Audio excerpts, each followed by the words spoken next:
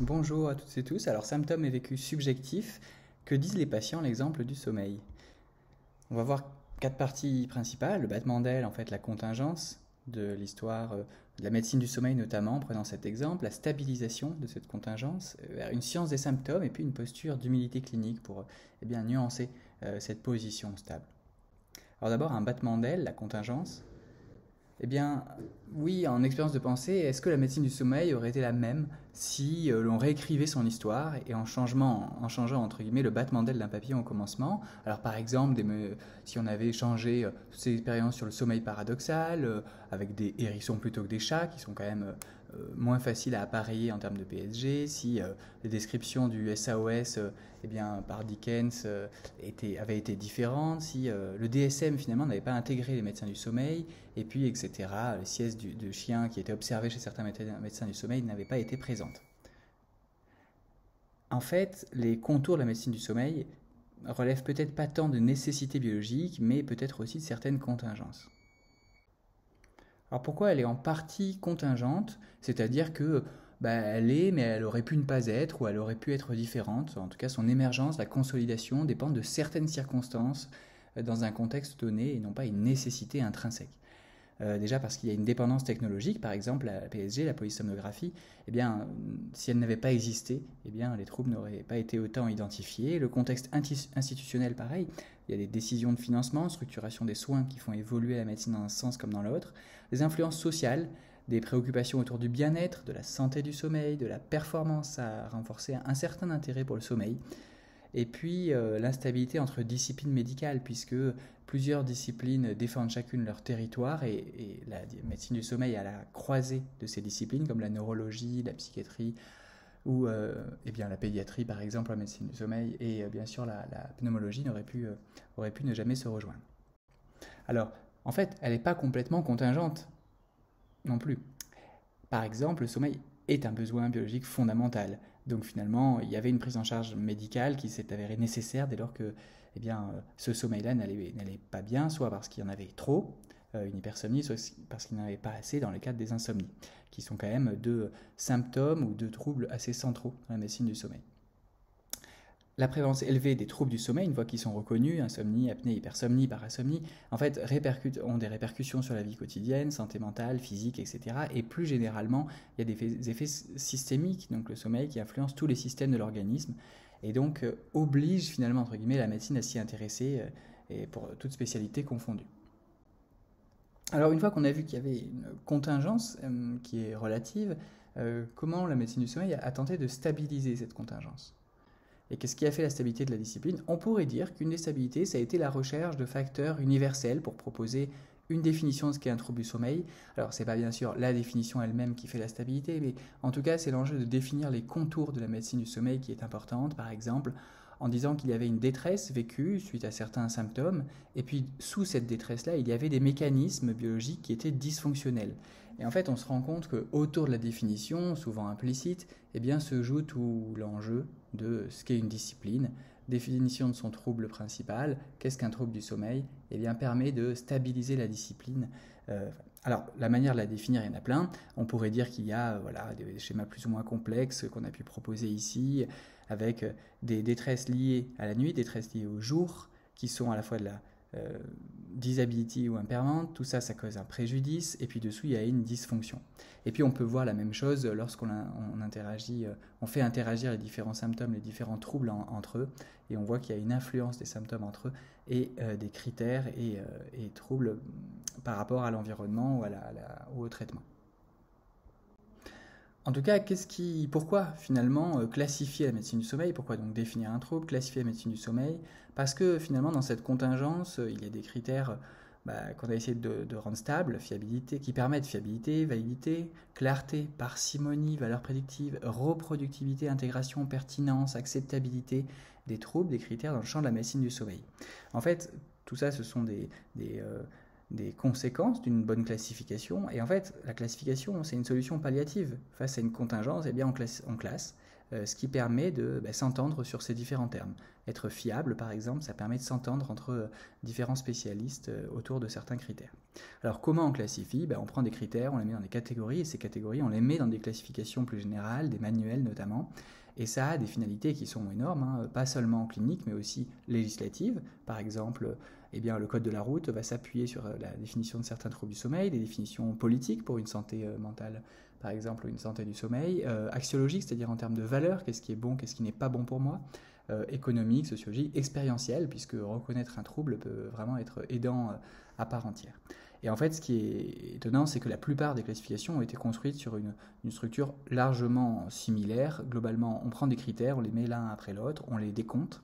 Ça a été le cas dans la DCSAD, la première classification de 79, le DSM, l'internationale classification des troubles du sommeil. Et puis, on voit que c'est un petit peu la même chose. Par exemple, en psychiatrie, on a différentes classifications latines, chinoises, françaises, l'ICD, une classification de l'OMS, qui se base à peu près sur cette idée d'élaborer des critères et de les ranger ensemble au sein de catégories. Bon, ensuite, une fois qu'on a dit ça, on a stabilisé la science autour d'une définition plus ou moins explicite et de classification. Qu'est-ce que peut être une science des symptômes, ces symptômes que sont vécus par les patients? Une science des symptômes, c'est interroger finalement trois questions fondamentales. Qu'est-ce qui reste stable au long de l'histoire? Qu'est-ce qui doit être classé avec des critères et des catégories? Et puis, qu'est-ce que rapportent les patients? Et quand on pose ces trois questions, on s'aperçoit qu'il n'y a pas énormément de réponses. Certes, les catégories sont vraiment utiles pour des enjeux surtout non cliniques.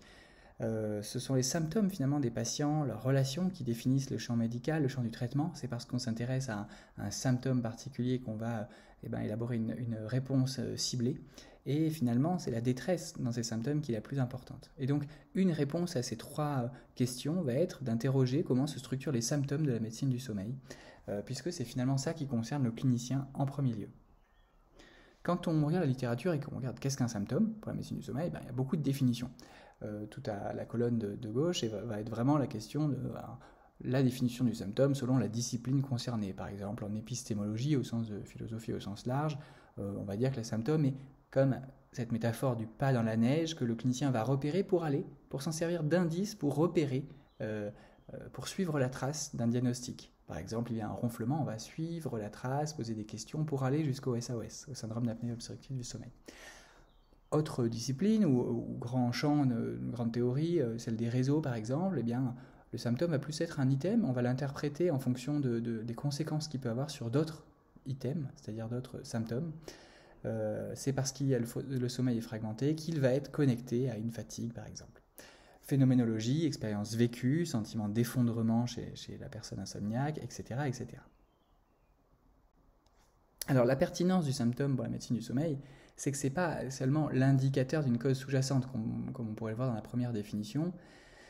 En fait, il faut se dire que si on combine l'ensemble des définitions, un symptôme, on peut le voir de manière épaisse, au sens où ce n'est pas juste une description d'un terme, d'un critère, mais on peut le voir au sens épais, c'est-à-dire qu'il recèle énormément de sens.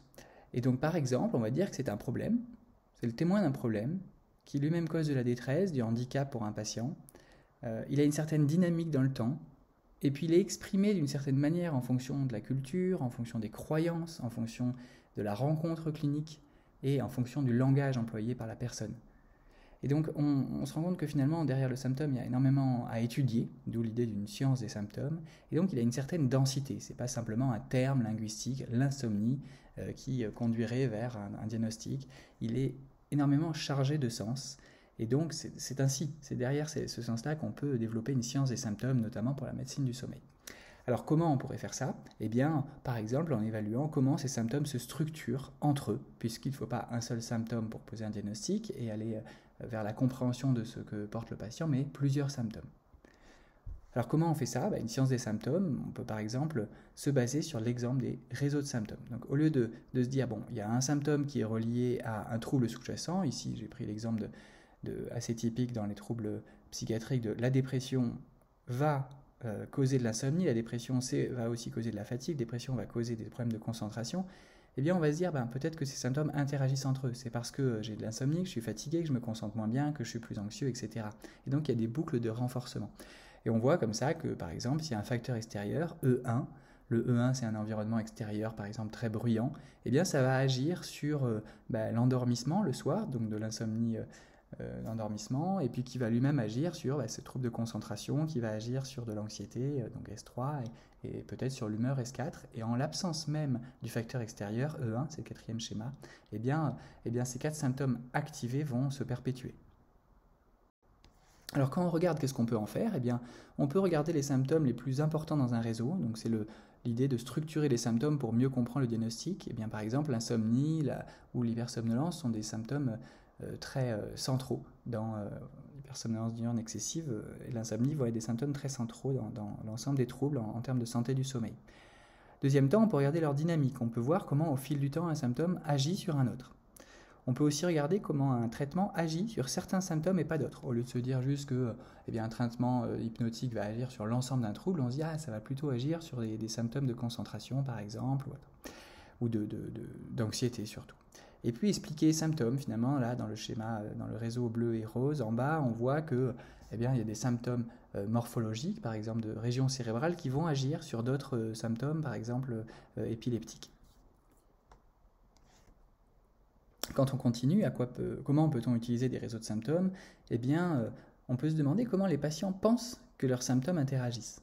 Et donc, finalement, comment les médecins du sommeil raisonnent à propos de ces symptômes. Et donc, en fait, quand on demande à un patient comment pensez-vous que la fatigue agit sur le reste des symptômes, il peut nous le dire. Il peut nous dire, la fatigue, ça agit très fortement sur mes problèmes de concentration, qui agit très fortement sur mon anxiété, etc., etc. Et donc, on peut tracer le réseau d'un patient, mettre ensemble le réseau de plusieurs patients tels qu'ils l'ont décrit, et on appelle ça les réseaux causaux perçus par les patients ou par les médecins du sommeil. Autre exemple, calculer ce on. Le on, c'est le terme en philosophie pour dire ce on ne sait pas trop qui parle dans la population en général, et ce on, aujourd'hui, on le trouve dans Internet. Quand on va étudier Internet, par exemple, avec des grands modèles de langage, comme le plus connu étant ChatGPT, on peut se dire, il y a certains symptômes, le on peut voir qu'ils vont agir sur d'autres symptômes. Et donc on peut faire le réseau du on impersonnel d'Internet en utilisant l'IA et les réseaux de symptômes, finalement, ce sur quoi on est en train de travailler. Et puis, quand on a dit tout ça, qu'on a proposé une science des symptômes, comme si on pouvait vraiment élaborer une science, il faut rester humble. Une fois qu'on a tenté de décrire une science des symptômes, il faut rester quand même humble. Il y a une pratique, un artisanat dans la médecine du sommeil, et donc une pratique clinique qui doit être nécessairement fondée sur l'incertitude, déjà parce que les savoirs sont limités, parce que la compréhension médicale peut pas tout comprendre, et puis finalement l'incertitude, on peut la voir comme paralysante, mais aussi si on ne veut pas la voir, elle est dissimulée par un scientisme, une arrogance, certitude, paternalisme. Donc en fait, pour fonder une médecine du sommeil sur l'incertitude, on pourrait se donner 4 piliers. L'incertitude comme espace d'espoir, parce qu'on ne sait pas trop, finalement il y a de l'espoir pour le patient.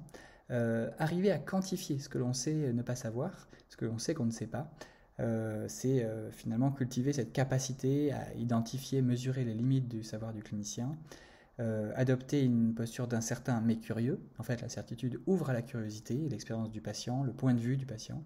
Et puis une compétence de l'incertitude, finalement compétence qu'on pourrait vraiment apprendre d'un point de vue pédagogique aux étudiants, presque une fierté de l'incertitude, notamment pour la gérer comme une compétence clinique à part entière.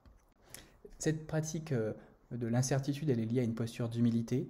On pourrait dire qu'il y a 4 types d'humilité, déjà parce que conceptuel, reconnaître qu'on ne sait pas tout en termes de concept, émotionnel, parce que ça fait des doutes, des frustrations lorsque nos réponses sont incomplètes, relationnel, puisqu'il va falloir co-construire des décisions avec le patient, et puis réflexive pour se remettre en question, notamment au travers des discussions avec les collègues. Et donc on pourrait même donner 5 traits associés à cette humilité intellectuelle ou clinique: l'ouverture d'esprit, être ouvert à de nouvelles perspectives, la réceptivité au désaccord, des points de vue divergents sans le prendre négativement, des désirs d'apprendre pour reconnaître ses erreurs, reconnaître sa faillibilité sans se croire supérieur, et puis s'autocritiquer. Voilà, un ensemble de postures, finalement, de traits, de postures, d'axes qui permettent de se décaler d'une approche purement scientifique tout en maniant l'un et l'autre, à la fois en considérant la médecine du sommeil comme un art et comme une science. Voilà, merci pour votre attention.